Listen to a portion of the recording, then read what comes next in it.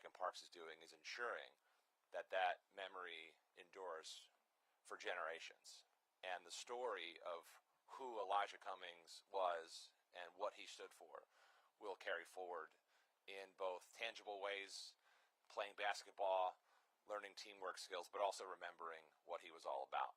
And so may we all remember what he's about as we work together to push back against this time. And so I can just say, I want to thank our federal delegation in particular for these ARPA funds. I know what a lifeline it was to Mayor Scott, to myself as county executive. We did get through the pandemic as a result. We are now building resiliency, particularly as this administration is pulling back other funding in so many critical spaces.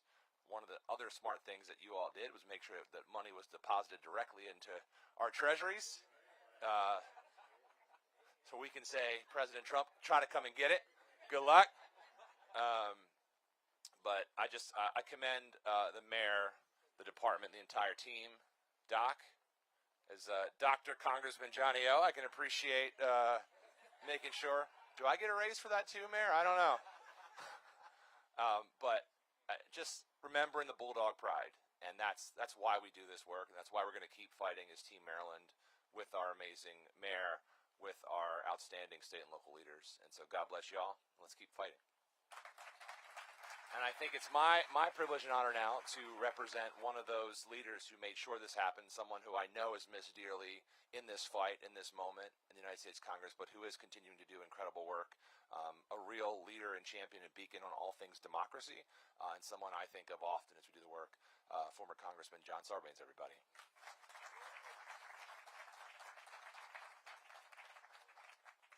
Thanks very much, John.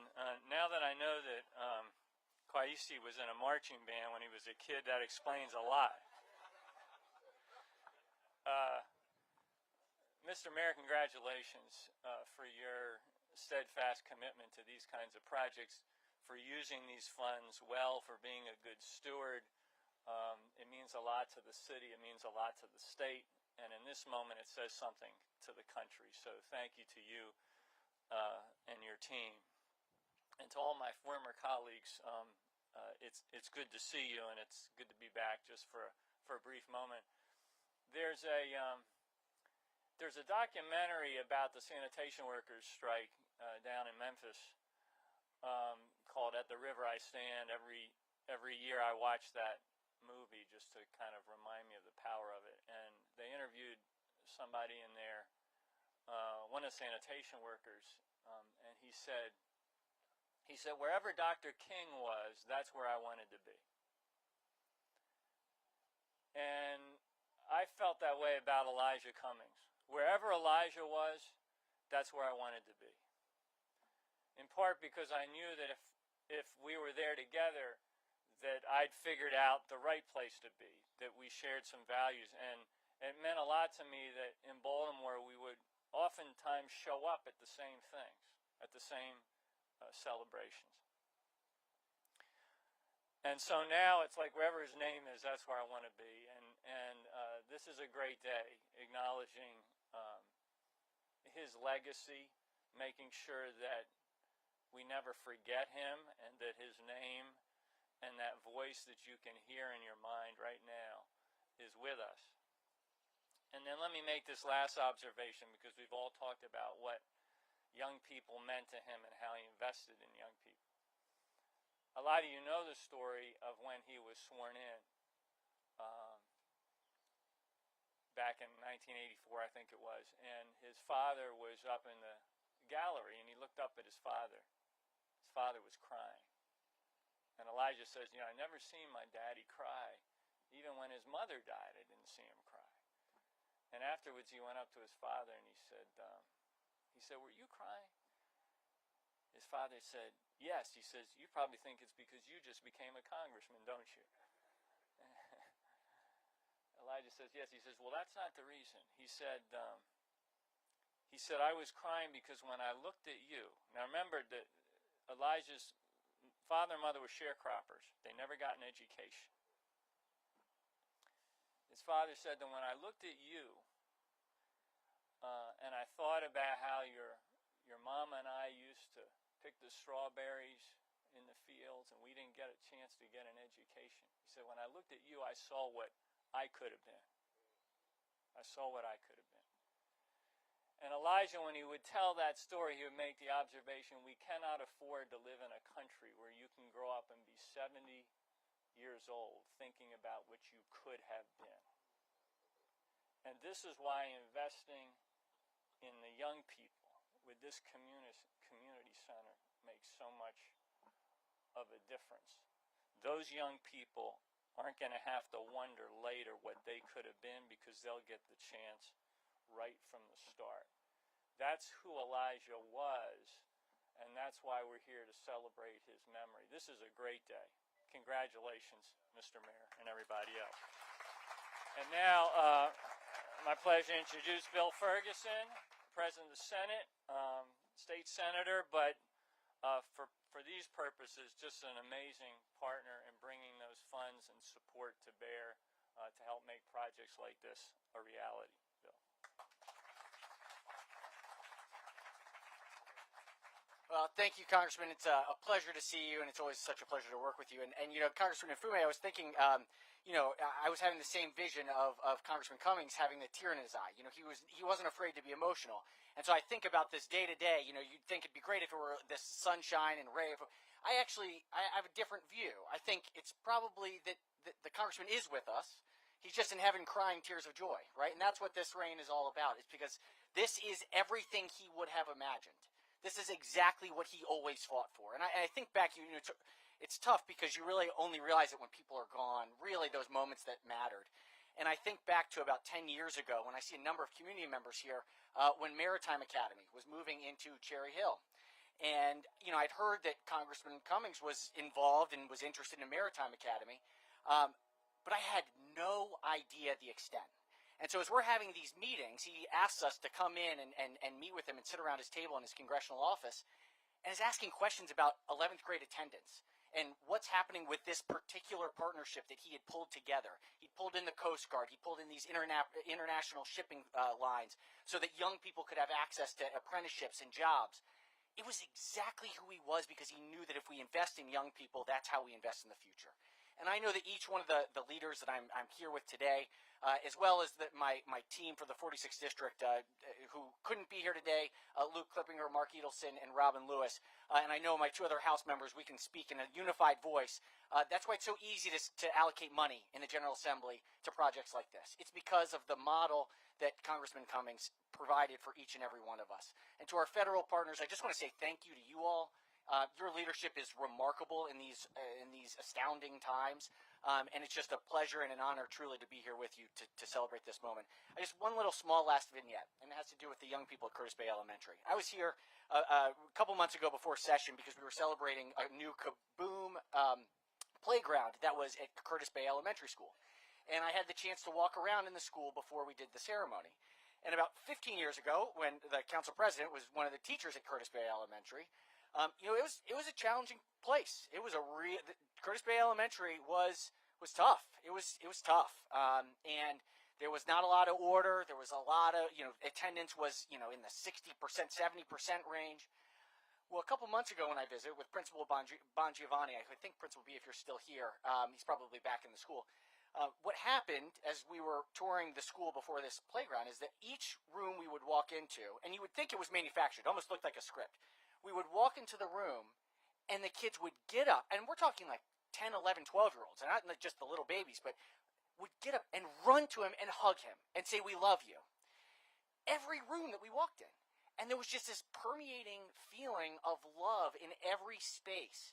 And you see the results of what's happening at Curtis Bay, they're skyrocketing.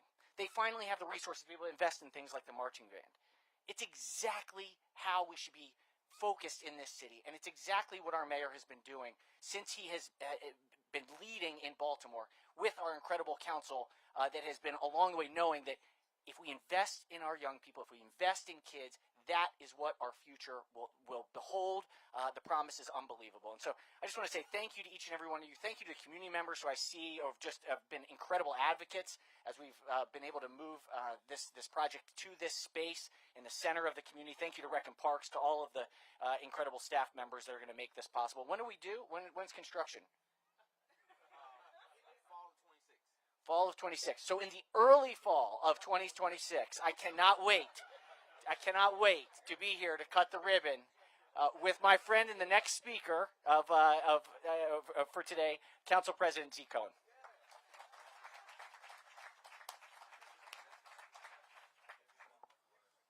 And let me be clear, Mr. President, that in my classroom there was 100% attendance. All right? No, but thank you. Let me just cross the board. Look, the leadership of the Senate President, our House delegation, you all are incredible partners to the city. Our federal team, thank you for literally fighting to save democracy.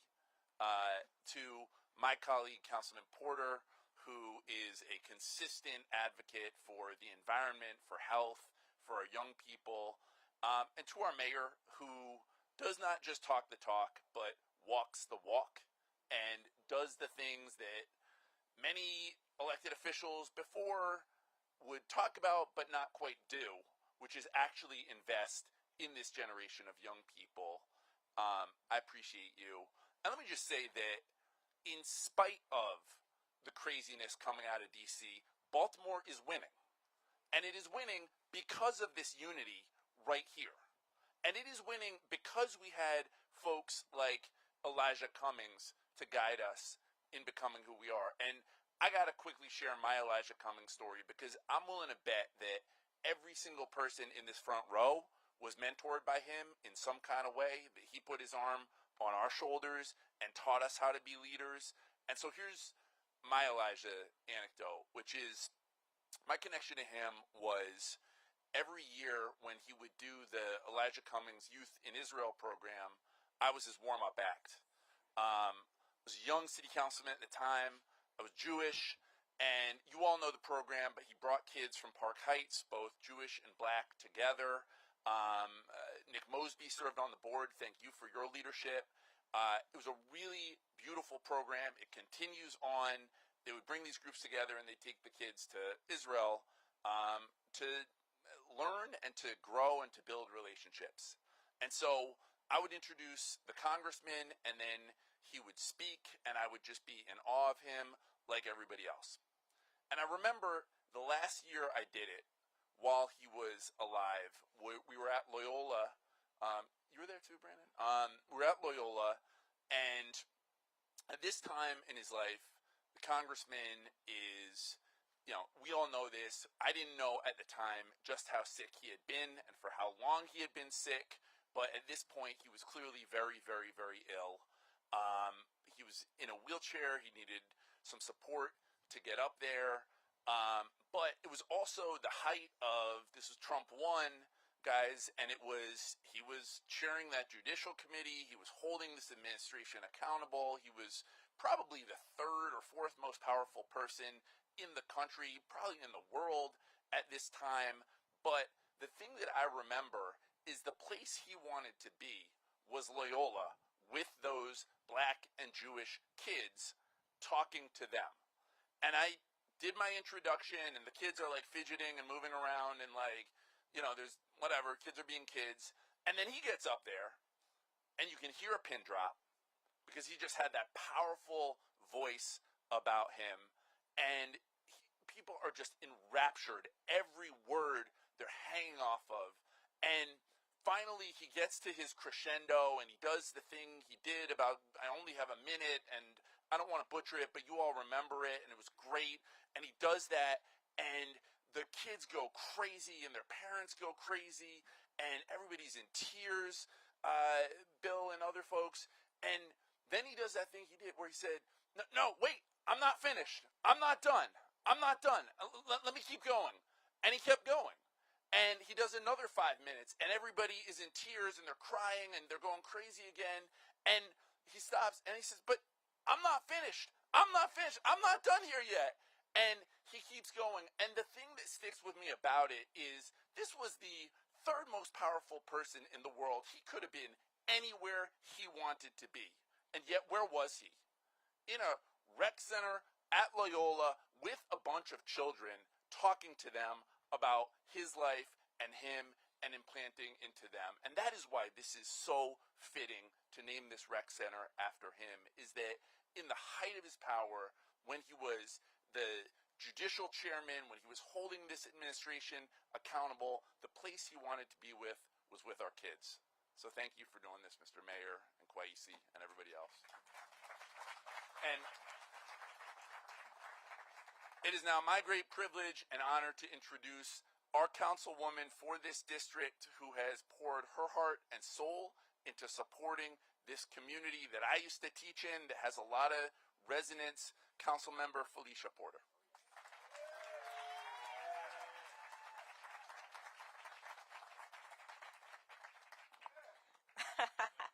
Thank you, Baba Mike.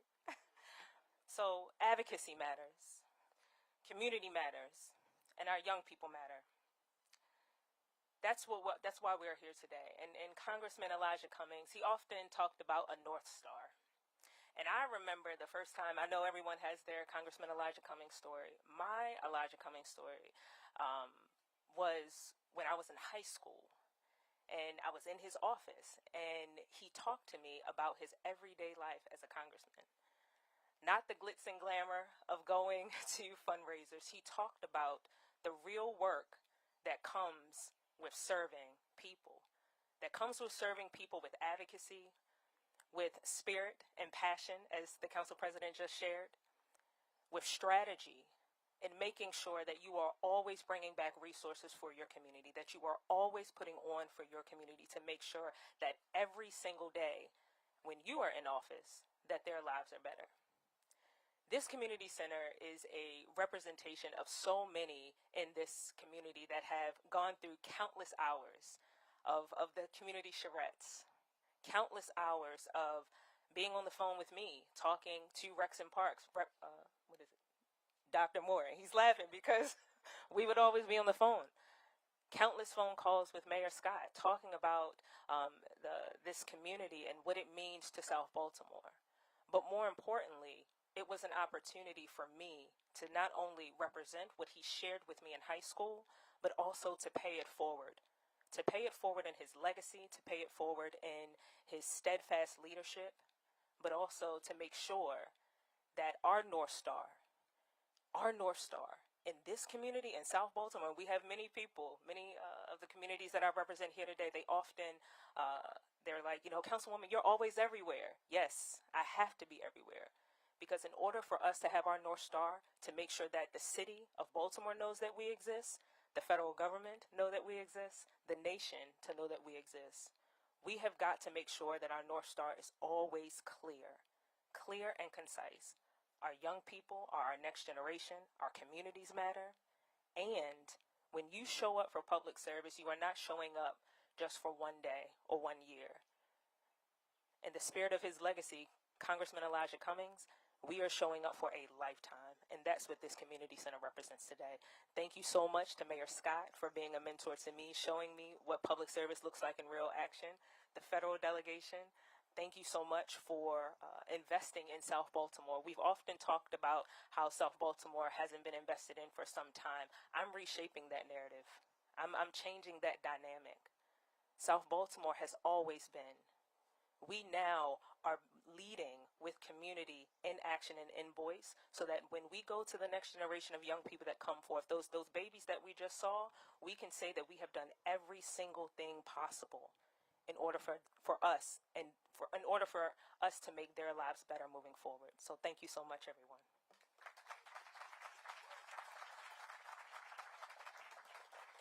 Thank you, Councilwoman Porter.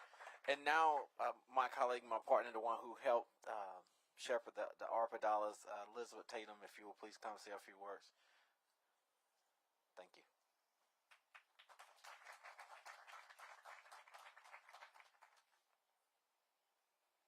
Good morning, everyone. It is my great honor to have the privilege of speaking with you today for a few moments. Over the last nearly 4 years, the Mayor's Office of Recovery Programs has had the privilege of overseeing and stewarding the $641,170,126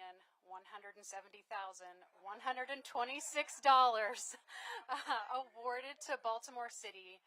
And we have two important federal deadlines. We met the first one on December 31st, 2024. We obligated every last dime. And yes, thank God that all of that cash was deposited in two tranches into Baltimore City accounts. Our office manages grants for over 129 projects that support everything from violence prevention to affordable housing to youth works. Thanks to Mayor Scott's vision for these once-in-a-generation funds, one of the largest ARPA investments is in recreation and parks. $58.4 million for the Department of Recreation and Parks, and then another $9 million for other public spaces and parks like the Nathaniel J. McFadden Learn and Play Park. So that's a total investment of $67.4 million.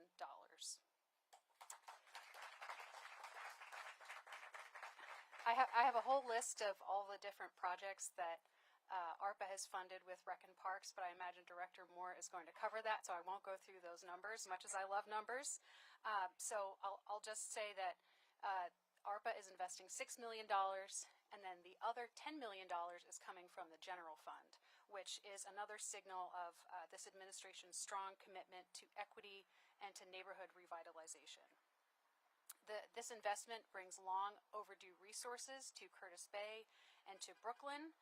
These communities have borne environmental burdens and other burdens and have not seen this level of infrastructure investment in decades. This progress, as a public servant who is in the trenches every day, I know that this project represents collaboration between a number of different city agencies, Rec and Parks, the Office of Infrastructure Development, Transportation, Housing and Community Development, and numerous community stakeholders. From design and permitting to right-of-way negotiations and other administrative items that make most normal and sane people want to go to sleep, this has been an interagency and community-driven effort. So I want to thank Director Moore and the whole team at Recreation and Parks for all that they have done to bring this to fruition. I also want to thank Shemaya Kearney, who is not here today, but she's our inaugural Chief Recovery Officer, and her leadership has really shaped the office and set the standard for us since day one, and I owe a tremendous amount to her, and I've learned so much from her. I also want to thank Josh Wilson, our project manager, who has worked hand in hand with Rec and Parks and with infrastructure development and others to make sure that the planning and the funding and the contracting work is all done to bring this and other projects to life. And then lastly, I'll take just a brief point of privilege. I know others have commented on this, but I think it's worth underscoring. We can quadruple underscore it as many times as we want. There are folks in our nation's capital right now who want to gut the federal government and the many resources that it provides. They're doing this in part to transfer more and more and more wealth to themselves. If you were to ask them how much is enough, their answer is always more. They want a huge feast for themselves, they want a multiple day festival, and then they want to leave our friends and neighbors with some sad, stale crumbs or nothing at all. That's a sickness. That's a disease. They got to get rid of that somehow. Projects like this one, like the Elijah Cummings Recreation Center, are a sign of community health. They're a sign that there's enough for everybody and then some. So thank you to our mayor for his vision and hard work and insistence on abundance for our city, especially our young people. And thank you to our federal delegation and state partners for your support and for continuing to fight for resources for our city. Thank you.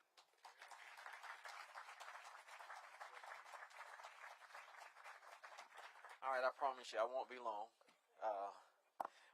I want to just start again by saying thank you to everyone for showing up. This is an amazing day. When I assumed this role a little over 7.5 years ago, and when Mayor Scott came in 2020, even before he became mayor, we always talked about how we can change communities with the proper investment in recreation. And I want to say that Mayor Scott got it. when we start talking about investments, while Elizabeth highlighted $67 million plus in federal funding, and thank you to the federal delegation for that. But we're talking about over $200 million that's been invested in this department for improvements, and that includes Senate President Ferguson's support with state funding. Our current council president and former council president and all of the council members with their support in supporting the mayor's proposal for CIP funding. So it has truly been a effort of everyone, and our agency is extremely thankful to each and every one of you, because we're changing lives in communities, not just with rec centers. We're talking about playgrounds. Delegate, your playground is under progress, right? And for me, it's about that. Spaces where our kids can come together. And I want to acknowledge Councilwoman Porter, because through the many charrettes, through the many communications with this community, and I want to thank you for standing and being with us and us working through this with the community so that we could get to this day. So on behalf of our agency, I want to personally thank you. I want to acknowledge my team. I mean, none of this is possible without having a team that you can say we have over $200 million, guys, and we got to go to work, and we got to build rec centers, and we got to build playgrounds, and we got to open up swimming pools and all the things. So Adam Borman, who's head of our chief of capital, he's not here today, but thank you to Adam. But I also want to thank our architect team, Lance Decker and Shavaria, who have been leading this charge to make sure that we get a world-class rec center. What is so unique about all of our rec centers that we're building is that each one of our rec centers that we're building has its own uniqueness. If you look at a Gardenville Recreation Center that's under construction now, one of the big components there is the community wanted a skate component to it. So not only does it have two multiple gyms, but also they have a skating rink so they can have skating on Fridays. When you look at an Elijah Cummings Recreation Center, it's a space where you will have the standards, so your multi-purpose rooms, your fitness centers, your gymnasiums, and it will have two regulated gymnasiums. But it also has something unique where we have space that can be easily converted to festival space, a multi-purpose room that has a patio that's connected that you can raise the garage doors, and now you're truly connecting outside and inside. What a uniqueness to this rec center. This is the first of its kind, the first in our inventory, so we're so excited for that. And so as I close, I had an opportunity of meeting Congressman Elijah Cummings at a Ravens game. And he walked up to me. He says, "Hey, I hear you, the new director for Rec and Parks, and you're from Georgia, huh?" And he says, "All I ask is that you make changes and you do what's best for our young people in Baltimore." And so I think Congressman Cummings is the reason that we was able to stop the rain, right, so that we could have this celebration for him. So on behalf of our entire agency, thank you all for being here. And to bless us before we do our shovel, if I can bring Dr. Walter Thomas to the podium to just give us a blessing on this project and many other things that we're doing. And then after that, all the speakers in the front row, if you can join us. Oh, okay. So after the pastor, we will open up for questions if the media have any. The mayor will join me back at that point in time. And then after the questions, we will join so that we can toss the sand, so we can officially turn this over to Banneker THG. Banneker THG, you heard the call. The Senate President said, I said fall 26. He says early fall. So I'm saying let's shift a little bit. Let's go midsummer, all right? So let's make this happen. Pastor Thomas. Thank you, Dr. Moore. It is an honor and a privilege to be able to share in this moment to all the elected officials who are here. Congressman Cummings was a faithful member of the New Psalmist Baptist Church. Sunday after Sunday, whether it was election season or not, we would see him and his family joining us in worship. And how right it is that we can dedicate this moment in prayer. If you could, just connect with somebody right where you are, however you feel most comfortable. Father, now God, we thank you on this day that you've given us, a day that we have pressed our way with determination to celebrate this moment, to celebrate one who was determined to see somebody's life become better through his work and his service.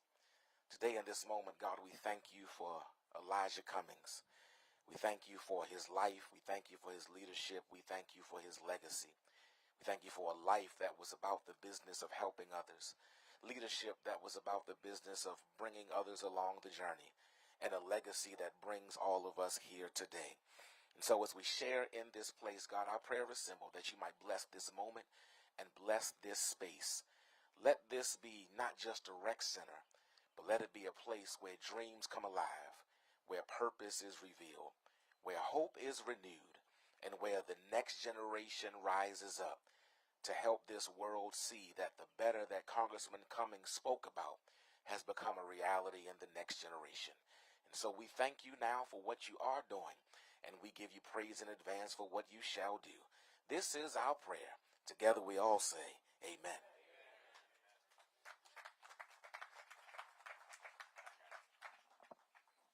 All right, before we throw dirt, any questions from our friends in the media? Anybody? All right, let's go.